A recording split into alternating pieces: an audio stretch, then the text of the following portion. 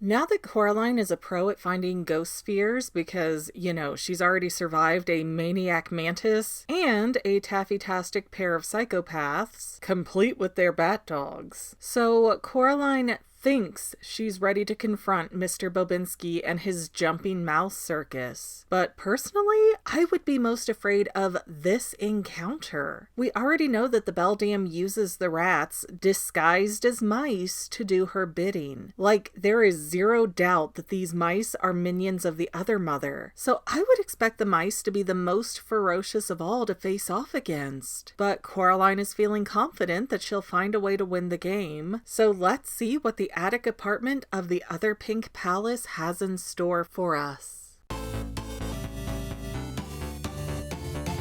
Hey guys, I'm Megan. This is the Fangirl, and there are not enough traps to save you from the mice in this attic today. And I'd love to know in the comments, do you find regular mice cute or creepy? Because this scene plays out extremely differently based on your personal feelings about rodents. Okay, so Coraline is ascending the outside stairs to the attic apartment, which has to be 3D animated due to how smooth the motions are. And as we round the corner in Coraline's POV, we see a black, tattered flag flapping in the wind. And Coraline looks concerned as the shadow over the moon moves a little more, showing us that this shadow is definitely button-shaped, which I'm just processing how deranged that actually is. It's not just any old-timer, it's the color and design of a button, which Coraline will get sewn into her eyes if she loses. The beldam is directly taunting this poor kid. And as Coraline gets closer to the top of the stairs, her face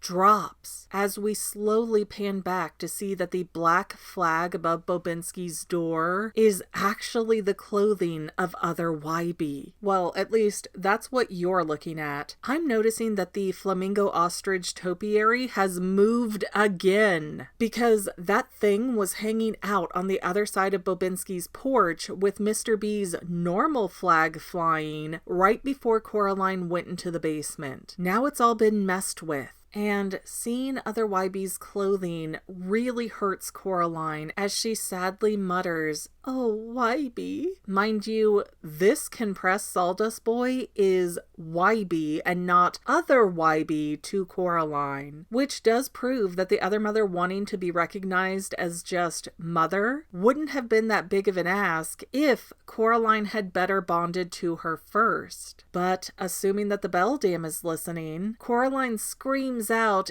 "Evil witch, I'm not scared!" Although, why would you assume that other YB has been destroyed and isn't just somewhere naked? I get this is psychologically damaging and we're meant to assume that other YB has been ended, but there's no way he could have made it out of the other world alive anyways. One of the ghost spheres has to be powering him. And heck, we don't know. Other YB had to have been created at some point, so why couldn't he have been repurposed to a rat or one of the frogs in the garden? His actual fate is and always will remain a mystery. But Coraline sighs to herself as the attic apartment door creaks open behind her, because heaven forbid that Coraline realize that she's being railroaded into every action she's taking here. Though this is Coraline that we're talking about here, so of course she walks into the apartment without being the slightest bit prepared. She does look apprehensive as some fun-sounding circus-style music is playing in the background. However, much like other Spinks' sea shanty in the basement, I'm not sure if Coraline hears anything for herself or if this music is only for the audience's benefit. But as Coraline moves deeper into the apartment, something rat-like scampers behind Coraline, but it's way bigger than a rat. And Coraline hears it, and she spins around to find the object uprighting itself, and it's the seemingly empty, floppy clothing of other Bobinsky. And I've never caught this before, but other Mr. B still has his medal ribbon on, but the actual metal part of the medal is missing. Considering how important that medal is to all of the Bobinskys, I'm wondering if this version that we're seeing now is just a shadow creature using his voice. And the suit says,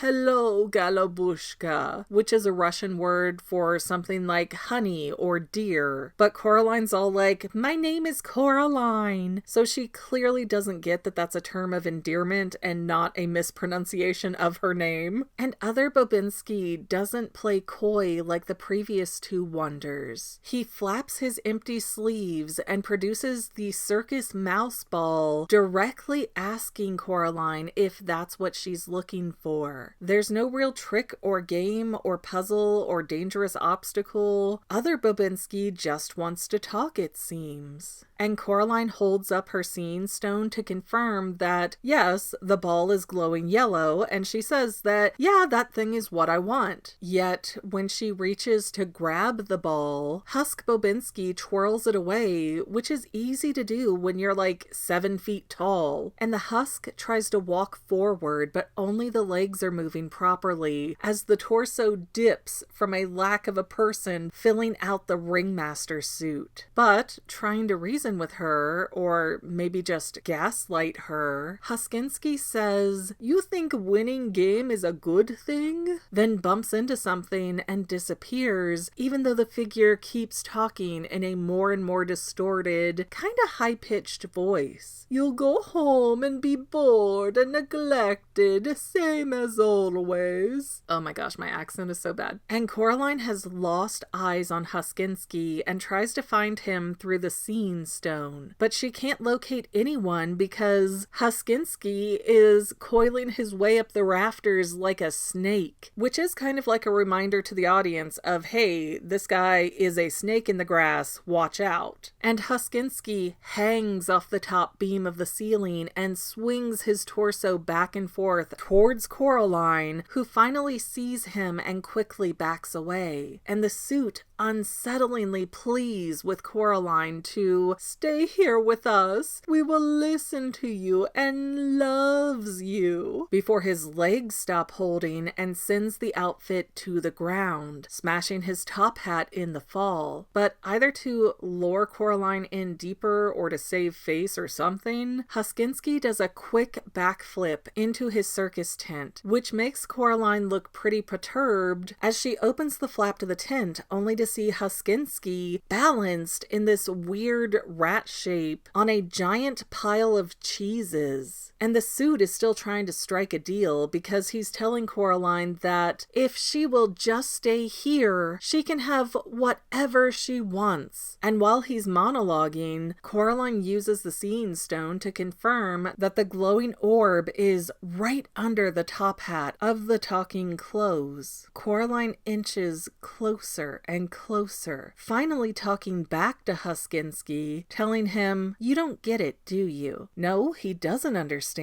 And we can see this weird movement under his jacket, like something is running around inside of him. So Coraline exposits for the audience, "You're just a copy she made of the real Mr. B." And the suit responds with, "Not even that anymore," as the voice suddenly gets darker and more distorted. But that doesn't make any sense, does it? If other Bobinsky had an eye all of his own, then his apartment should not be this unpleasant. He still has the power of the ghost sphere at this point, so everything should be bright and wonderful and full of cute circus mice. And for that matter, shouldn't Coraline herself have a lot of magical energy and powers right now? Because she has 2 of the spheres in her satchel. I mean, each one of these things were powering a lot of square footage on their own. So as the orb owner in this moment, shouldn't Coraline be, I don't know, shooting lasers from her fingertips or something right now? No, the only reason for the attic apartment to be this abysmal is if the beldam is trying to manipulate Coraline into feeling bad for what's become of these other beings, because it's essentially destroying them in order to free the ghost kids. Also, the whole comment of being a copy of Mr. B definitely applies to Husk-insky, but we have no idea who or what the previous other Bobinsky was. He could have been a puppet, a ghost soul, or even the real Mr. Bobinsky trapped in the Limbo Pink Palace. So Coraline reaches up and snatches the top hat off of Husk-insky, planning to grab the circus mouse ball and win the game, but a mangy-looking rat in a top hat is under that hat. I guess it's really a hat on a hat. And the rat is holding the circus ball, hissing in Coraline's face and making her jump back in disgust. But one rat isn't upsetting enough. So a dozen or more big rats start pouring out of every appendage of Bobinsky's suit until, much like other YB, Husk-insky just becomes a pile of clothing on the floor. However, the fun's not over yet, because the former mouse circus leader turned giant rat is clutching the ghost sphere and using a wheel of cheese as a getaway car. And that rat is running off backwards, appearing to be laughing at Coraline, as all the other rats start working together to aim the cannons and pelt Coraline with cotton candy bunches. And these cannons are strong enough that they knock Coraline to the ground, making her unable to catch up with the cheese-driving rat, who's about to make an escape through a surprise doggy door, which forces Coraline to throw the only thing she has in hand, the Seeing Stone. That seems to be exactly what the rat wanted, though, because he gets past the threshold of the door, jumps above the cheese for a moment, letting him dodge the stone's damage, and lands back on the cheese with this wheezy laugh as he continues to run off with the last ghost sphere. Because it didn't hit the rat, the Seeing Stone takes off into the darkness of the other world, which causes Coraline to panic to her feet, screaming out,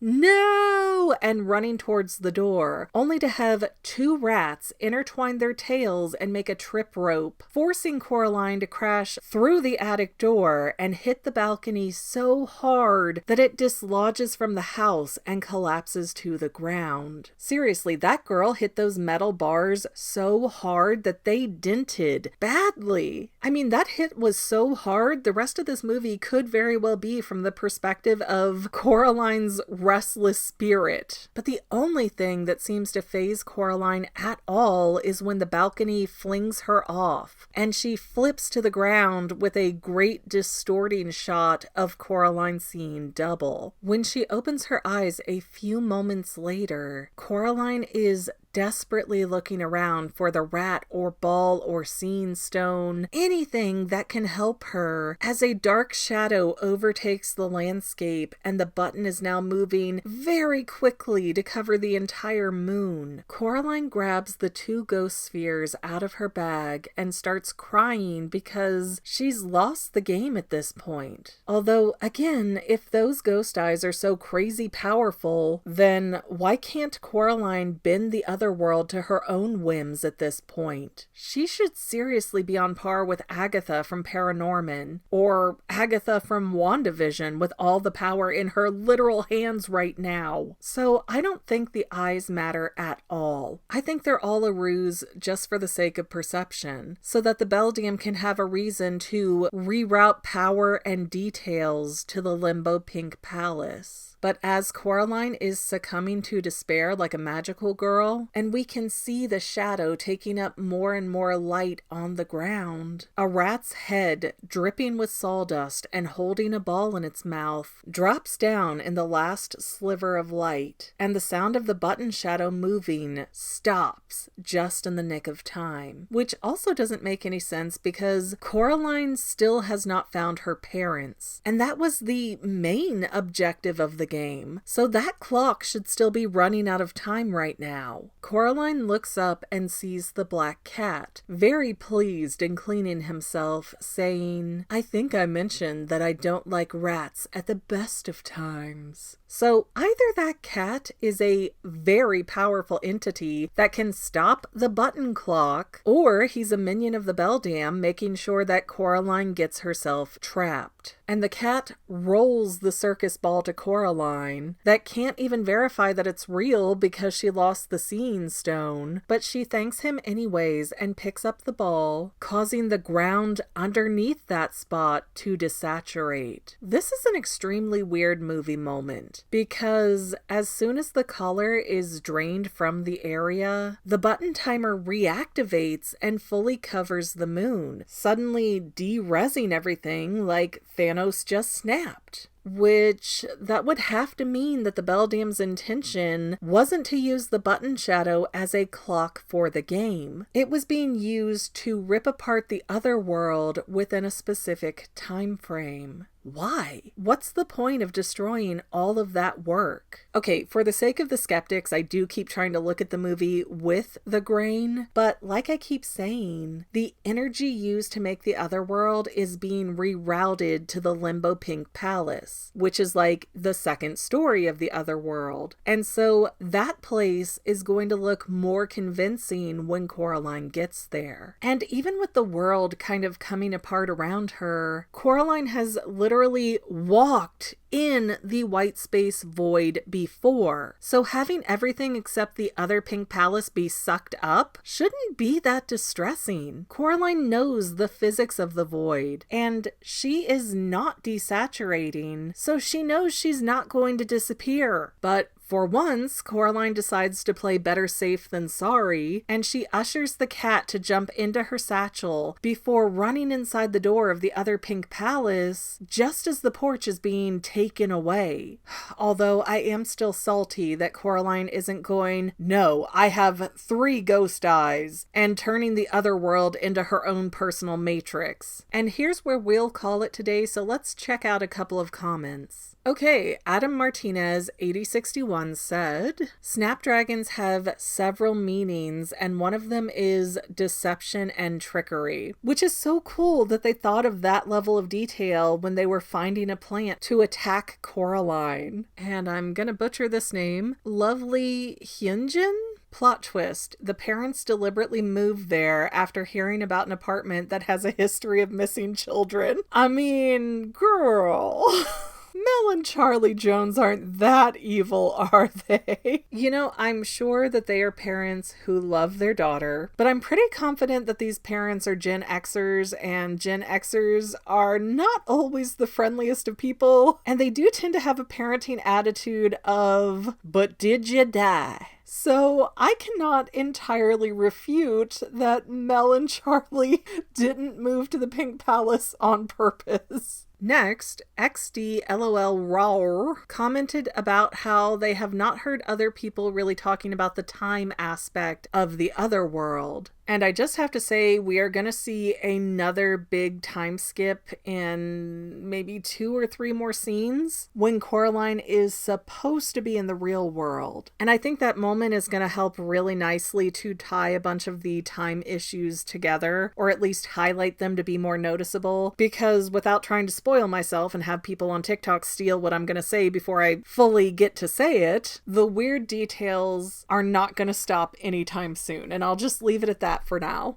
Sierra Myers 4770 says, "I love how much you can't stand YB. I don't know if you actually can't stand him or if it's an act, but either way, love it." No, I have known kids in similar attitudes of YB when I was growing up, and they made me absolutely insane. I don't know, maybe I was just a super autistic kid and didn't know it, but there are rules, there are boundaries, you respect them. And just having YB wander around in Coraline's front yard, like, it's so creepy. And Wybie himself is so weird and creepy. And honestly, if he's not working for the Beldam, then that kid needs a serious therapist. Because he is tweaking and twitching all over the place. And if the Beldam isn't the no good that he's up to, he is definitely up to something serial killer-esque, like breaking into the neighbors' houses with dead cats in his backpack and taking photos. Seriously, our best case scenario for Wybie is that he is under the influence of the other mother, because otherwise this is a psychopath in the making. I cannot stand him. Finally, Scar a Nation 01827 says, I don't think it's that deep that Coraline's dad has 2 glasses. My dad has 3. And Magnificent Cloud right underneath that seconded, saying people take their glasses off all the time. And that's fair enough. I've been cleaning out my house lately and finding so many random pairs of old glasses. And sure, some people even have like what they call readers, which are magnifying glasses, and other people have bifocals. And then some people have special outdoor transition sunglasses. So yeah, there's certainly a reason for people to have more than one pair of glasses and to switch through them throughout the day. Like, I'm not arguing that, but the glasses are only really odd to me because we are also seeing double and triple things from Mel. Like her neck brace, that is assumedly a temporary thing. You know, I've had injuries and stuff before where the hospital gives me like a boot for my foot, something like that, but they only give me one. They're not like,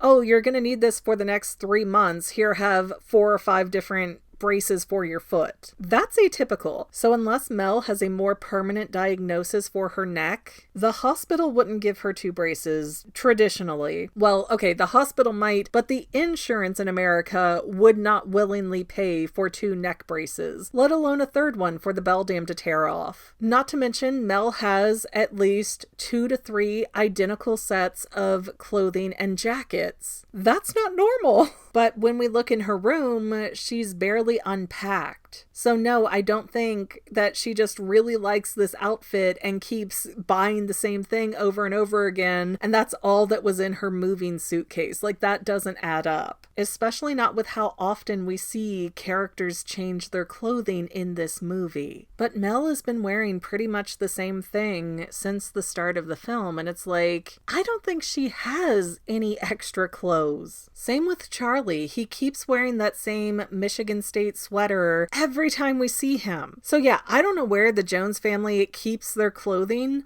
but Coraline is apparently the only one who's unpacked anything. But at least Charlie changes his shirt to go to the job interview review of the editing work. I don't know what he was doing at the I Love Mulch store, but he was dressed in a decent shirt then. But Mel is always wearing that white sweater. That's weird. Even if white is my color, all of my clothes are going to be at least a little bit different because I don't want to look like I'm wearing the exact same outfit every single day. So yeah, 2 pairs of glasses are not that weird, but having 2 glasses, 3 neck braces, 3 sweaters, 3 jackets, that's where it gets weird. And just having any repetition at all at that point just kind of snowballs into how weird it is. I hope that makes sense, but anyways, I might be overthinking it. But that's literally my job. And to any of my members here on YouTube, a huge bottom of my heart thank you for all of your help and support. If you would like to become a paid channel member, there is a link in the description below. Thanks again, guys. Love you. Well, family members, we're almost done, but I want to invite you to hang out with me in some other places. I'm on Twitter